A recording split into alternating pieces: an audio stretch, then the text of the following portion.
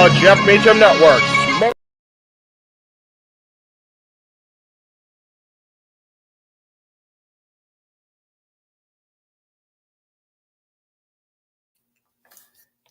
A little bit of technical difficulties, folks. One moment, please. Stand by.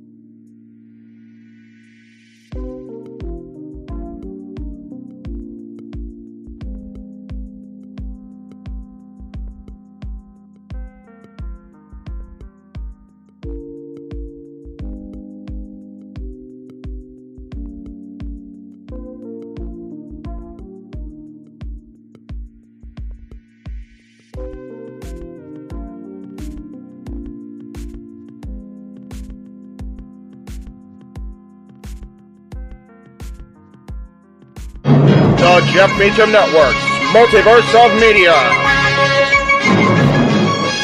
For over 15 years, the recognized symbol of excellence and the standard bearer in coverage of sports and entertainment.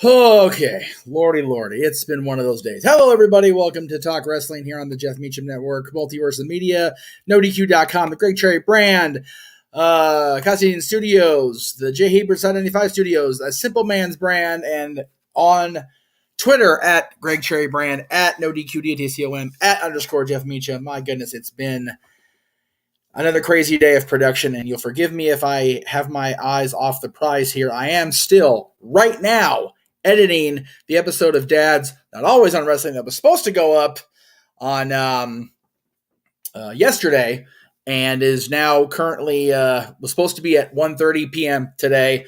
More tech problems, more bullshit going on around here, so you forgive me if I'm a little distracted. It's because I am distracted. I'm trying to edit the show here that was supposed to be up yesterday, and it's supposed to go up at 8 o'clock tonight, 11 o'clock Eastern, kids. So I do apologize if I seem a little wonky. It's because I am. But I'm paused because I'm on no DQ tonight, which means I don't delay, I don't take sick days, I don't have this god-awful light bouncing a ring light off my new glasses.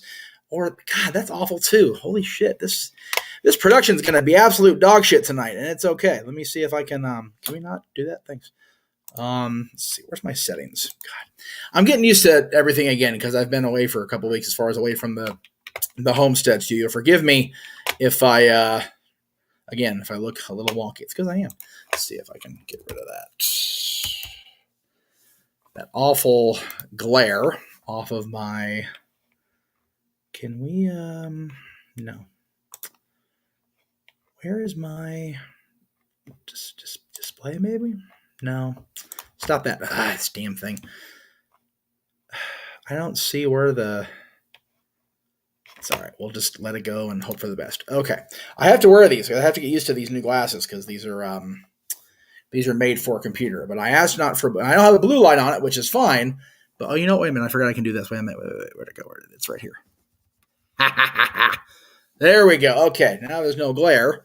I just can't see the bloody screen now, so I got to turn it up just a hair. There we go. Okay. Hi. Okay, let's try this again. So, hello everybody in the chat room. Hello, Walter. Good to see you as always. And our man Meacham Mark, who didn't spell my name right, so he's not much of a Meacham Mark, but that's okay. Says, hey Jeff, good evening at work, listening to Talk Wrestling. Appreciate that. Biggest fan of yours. Could Omos versus Brock Lesnar be a swerve for a bigger match for Brock at Mania? Nobody wants to see that match, including me. So, I don't think Omos is going to be the opponent for Brock Lesnar. I think with what happened at No Way Out, I'm talking about No Way Out because we're doing that show next tonight. What happened in Elimination Chamber with he and Lashley, I really think that they're going to have Lashley reconcile with the Hurt Business and MVP officially, and that's the match you're going to see at WrestleMania. It's going to be Brock Lesnar and Bobby Lashley for their big blow-off match. I mean, having the rubber match end in a bullshit low blow DQ, it's kind of what it is.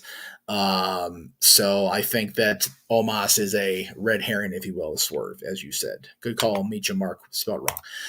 Daniel says, since I saw Ant-Man and the Wasp Quantumania on Sunday and earlier this afternoon, and without giving away any spoilers, I will say the MCU may have done a good job with Kang the Conqueror. Cool. I am the worst company man. I haven't seen Quantumania yet, but I will hopefully get to go see it sometime this week, maybe this weekend, since I'm not working Saturdays, it turns out, over at the Mouse. Hello, Ken. Good to see you. Hope everybody gets to see Ken says hello. Richard says, hi. Will Brock Lesnar be the second opponent for Roman Reigns to finish the story to teamwork with Cody Rhodes? Don't understand that question, the way it's worded and what you're trying to say. King Mike says hello. Hello, sir. As has Sadback, as does Warhawk Rambo. Ken says, are glasses like shoes? You have to find the right fit. Okay, so it's where it gets a little complicated. These are glasses that are specifically for phone use, cell phone use, for computer use, for reading, for close-up stuff in general. The glasses you've seen on me for maybe a few months now, a couple months, I think since Disney. So at least that's October. Those are my regular everyday wearing glasses for corrective stuff. And then I have prescription sunglasses in that same prescription. But these are very new as of the last couple weeks. Also, I got new glasses as well, but I got that paid for, light reflection on it. Yeah. Again, without going into too much, I'll go in detail, whatever. So the eye doctor I saw for this prescription and for the updated on the other stuff, he specializes in traumatic brain injury, which is what I was dealing with. This is why my eyes are so screwed up and my hearing's so screwed up, is because of the traumatic brain injury I suffered the year prior to me starting my adventure with no DQ. So in the summer of 2001 is when I had the accident. So it's been almost 22 years of not having proper actual treatment and proper corrective lenses on these eyes. So the doctor, who now is attached to the Walmart Vision Center that I use for my glasses purposes, thanks to my mother, that's his specialty. So I was like, shit, where have you been for 20 years? And hopefully these will help down the line. I do have to figure out a way to get that glare to not be so bad. When I had the light turned on, it was really bad right here. So hopefully that'll change. Psycho says, Psycho Jet Black is here, as he is every Tuesday. Thank you, Psycho. Lately, it feels as though there's too many mid-card stars in WWE and filler feuds, and no one cares about it. They're not going to be pushed in the main event. Yeah, again, the WWE roster right now feels a lot like it did in 2001, kind of like the Impact roster did, kind of like the AEW roster does now. It's very much a lot of crowded, very little space for everybody to be allocated something unique and different or special or whatever the case may be. It's just awful that there's so many people that aren't getting the opportunity. Now, granted, not everybody that is on contract is a major, superstar caliber person, but at the same time, you've got so many people. God, that's really shitty. There we go. Hi. Okay, let's balance it out a little bit. And also, my brand new web camera that I bought keeps cutting out, and I can't use it, so I'm on the computer camera. So I apologize. It's been a crazy last couple weeks. You guys have watched the shows. It's been a little bad shit, so I do apologize once again. Anyhow, I think that's why they put so much effort, if you want to call it that, into getting everybody their spot. My God, my damn push. Into WrestleMania, a spot for WrestleMania, because they want everybody to have the opportunity to be seen. Omos doesn't even deserve to be in the Dre.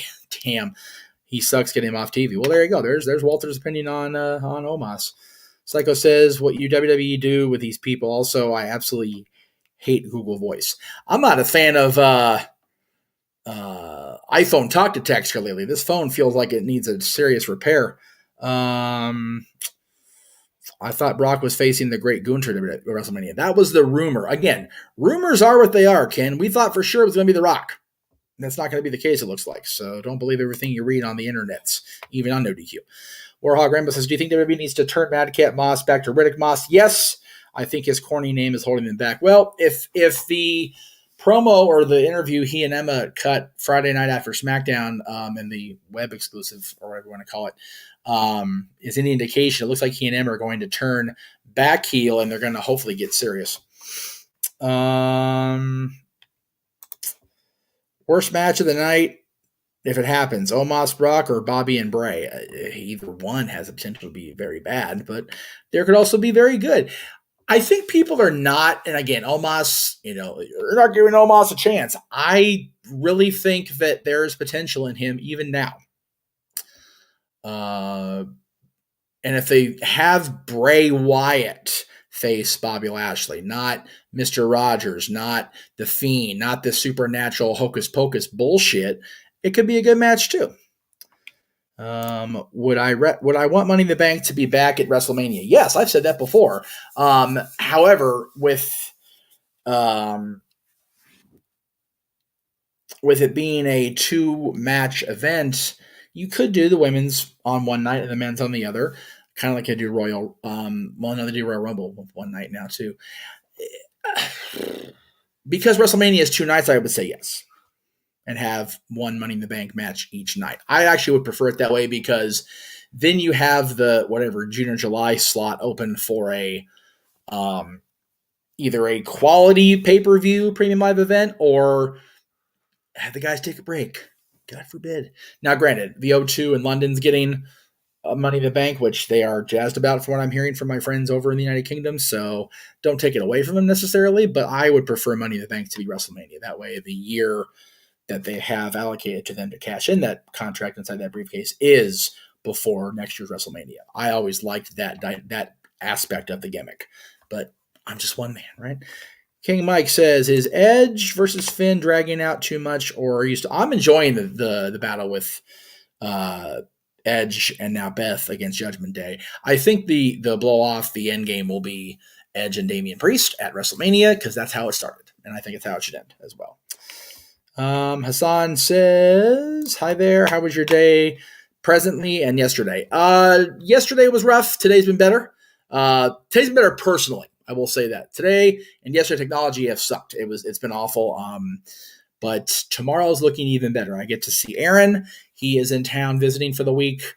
He and I are going to go down to the Place of Business and run around in the park for a couple hours. If I can get him on the new Mickey and Minnie Runaway Railway ride, god damn, it's still hard to say. We'll do that. And then he and I are going to go grab lunch with a couple of old friends over in the surrounding area of Anaheim. And then I get to go to work tomorrow, so I get to go make money. That's always good. Walter says, bring back Money in the Bank for WrestleMania. We'll get more people on the card and then replace Money in the Bank premium event with King of the Ring. And the winner of that gets WrestleMania in the event. Walter's booking shit. I approve it. Hashtag Professor approved or whatever gimmick you want to use. Michael says, Brock doing the F5 to Omos would be a sight. It would. It absolutely would. Psycho says, I want to believe that Bray Wyatt had a planned out match for himself at Mania, perhaps fighting Uncle Howdy, but as the saying goes, plans change, pal. Exactly. You are right. Meacham Mark, again, I don't know if you can correct your display name that quickly, but you're still wrong, dude. Greatest wrestling match that involved Hogan. What's your favorite Hogan match? God. That I got to see in my fandom, so from 1990 on,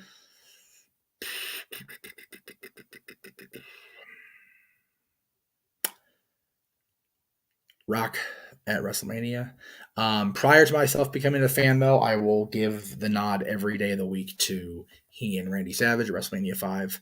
And even he and Warrior at 6. They were both good. But the one that I got to see from the time I became the fan, which would have been late 1990, WrestleMania 6 doesn't count, would be Hogan Rock. And yes, the match in and of itself was what it was, but that moment brought Hulkamania back, and as a Hulkamaniac, it was wonderful. I will also give a little bit of personal bias, yes, but being there for even though he was actually in the ring for the match, very, very short time, he and Shawn Michaels and John Cena against Chris Jericho, Christian, and Tyson Tomko on Raw in 2005 in the summer. I believe it was June 30th, correct? Maybe that week. So whatever Raw was that last week of June, whatever day that was, because it was the first time I'd seen him up close since the Hall of Fame. First time I'd seen him in the ring wrestling in person in over 3 years. So that was very cool for me personally.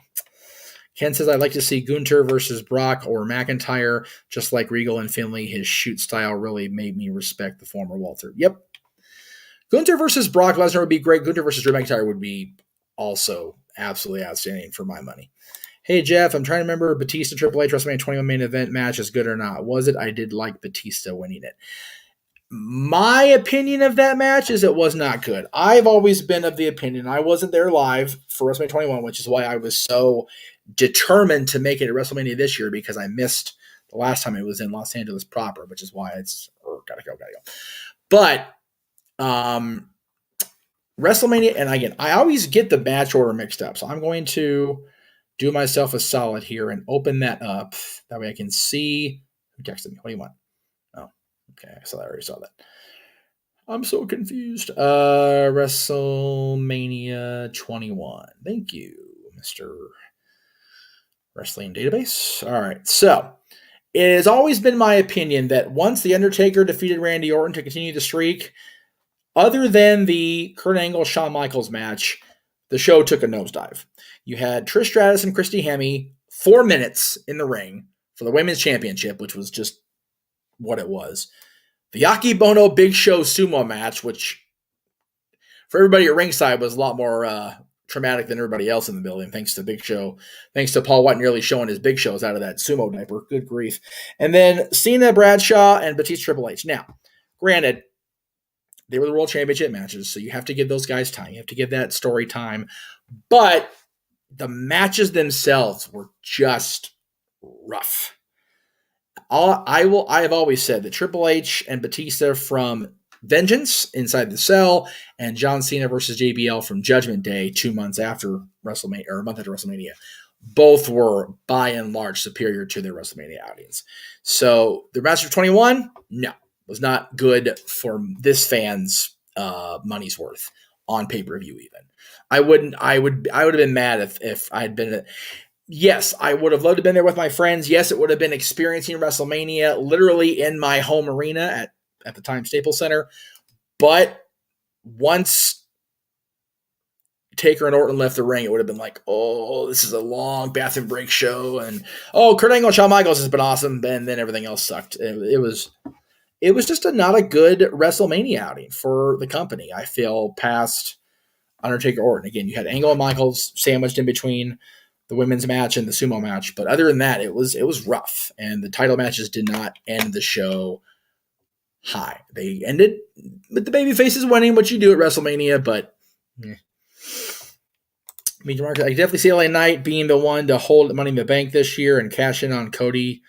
Yes, please let Sean Ricker, LA Knight, Eli Drake, whatever you want to call him this week, please let him have some sort of major showcasing. I am here for that. Would I like to see the Chamber in a big four like the OG Chamber matches? I'd like them to do away with all the gimmick-centric pay-per-views and also go back to at tops 6 premium live events a year. Rumble, Mania, King of the Ring, SummerSlam, Survivor Series, and give the UK one every single year. Hell, even have the King of the Ring be the UK one and have another premium live event on the calendar. You have 6 total. Have it be a oh hell, I don't know, whatever. My whole point has been, and you're gonna hear about this at the top of the hour on the No Way Out show JJ and I do for dads. The Chamber should be like Hell in a Cell, should be like War Games, should be like every other gimmicky thing. There should be a story, a legit, raw, emotional story behind it. Not, let's just put everybody in the gimmick and let's give them a reason to. Yes, it's for a contendership. Great. Yes, it's for a championship. Great. But the Elimination Chamber is different in that aspect. Hell in a Cell, War Games, things like that, those should have story, not championship implications. Chamber can be on a separate pay-per-view, but not its own show, if that answered your question, Ken. I'm sorry if I went off there in the wrong direction. So like I said, have you ever seen that 70s show? And if so, what are your thoughts? Not the entirety of the show. I do like it. I do want to catch that 90s show, the continuation of the story with Eric and Donna's daughter and the other kids involved. But I haven't watched the entirety of that 70s show. I kind of fell off it after in the last few seasons, but I have heard great things about the new one. And I do enjoy the classic show. Daniel says, I have friends going to SummerSlam in Detroit when the WWE goes there. Plus, I wish I could have gone to Raw next week, right? Raw next week's going to be good. SummerSlam should be fun. I would love to be able to go out there, but I know we're going to be busy at work at Disney over the summer, so getting time off will be murder at best. Warhawk Rambo says, if WWE is willing to pay Brock for 2 matches, maybe Brock versus Omos, night 1, Brock versus Bobby, night 2 in the fight pit. That's a lot of Brock Lesnar. I don't know if I would. Yeah, not so much. Caleb says, Jeff, you should watch Maude. She is the female Archie Bunker. I like Maude. I've watched Maude. I do like Maude. I do like Archie Bunker, All in the Family. Classic television. Good stuff there. Meacham Mark, I'm gonna be stay off of Tony Khan's ass tonight. I said my piece. Hall of Fame again. We talked about that quite a bit on Open Mic Night a couple weeks ago. Dave is beastly.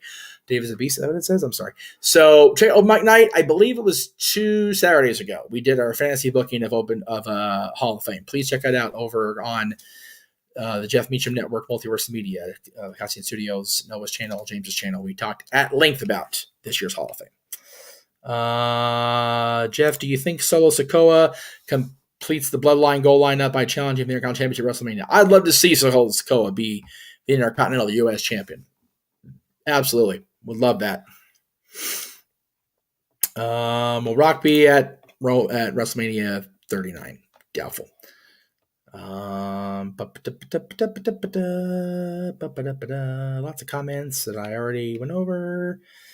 Yes, I did plug this earlier on South by Sports Pro, Greg, but I will definitely plug it now because, again, I unfortunately cannot be on the Greg Cherry Show tomorrow because I am working at Disney during the 7 o'clock Eastern hours. So I apologize for not being there. However, next Wednesday, which happens to be my 40th birthday, I will be on the Greg Cherry Show. So the first time you get to see Jeff Meacham, actually the last time you get to see Jeff Meacham before he officially turns 40, because I officially turned 40 at 8:11 p.m. Pacific time.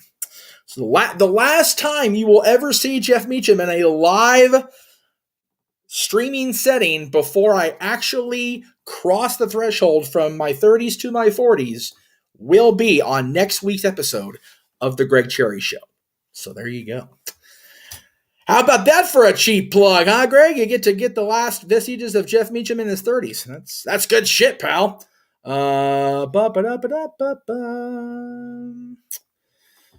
Matt Phelps reviews the Roman Sammy angle is one thing I don't like about pro wrestling. The scenario where 2 guys argue and have beef, and if one of them is champ, they have a match for the title. Challenger skips the line. I'm going to 100% disagree with almost all of that. Everything but the first line. I agree that there shouldn't be a challenger skips the title contention line because that's been a long debate argument amongst me and my peers that, championships should have long built up stories. But as I've said for the last 2 weeks, when you have Eric Bischoff and Dave Meltzer and Aaron Rift and myself and a lot of people in my circles say that this has been the best told bit of story in professional wrestling in the modern era, if not ever, can't argue that that's not the greatest story, at least right now. Bischoff even himself has said more than once now in the last 2 weeks that it was a better story than the NWO. I am not going to step down from the argument that the Bloodline storyline with Sami Zayn has not been the best damn thing on televised wrestling in the last 30 years. Said it, I mean it.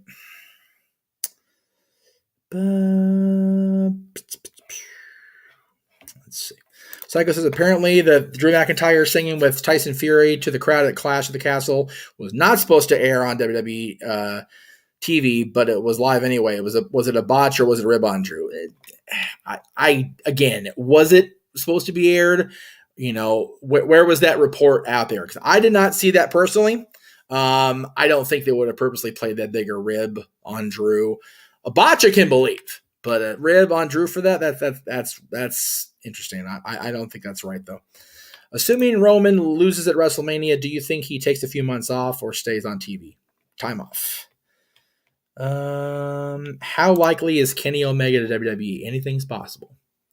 Anything is possible.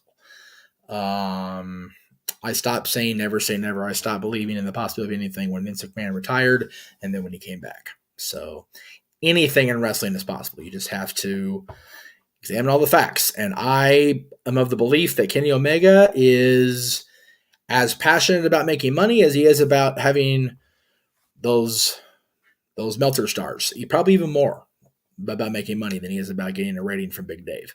So if the money's there, timing's right, he'll be there. And the story's there. The character has to have a story behind it or it's a complete waste of his time. Right? All right, kids, I'm calling it because I got to finish editing this damn show. Thank you all for watching this very brief episode of Talk Wrestling. Again, Greg Cherry show tomorrow at 7 o'clock for Pacific, excuse me. I will not be able to be there. I'll be at the happiest place on earth with the boss. So thank you, both bosses, Aaron Rift and Mickey Mouse. I'm going to see both of my favorite bosses in the same day. Some bitch. It's a good day for good old JM. Anyway, have a good night. We'll see you tomorrow on the Greg Cherry Show, on the Dynamite Recap, and all week long across the Jeff Meacham Network, Multiverse of Media. Have a good night.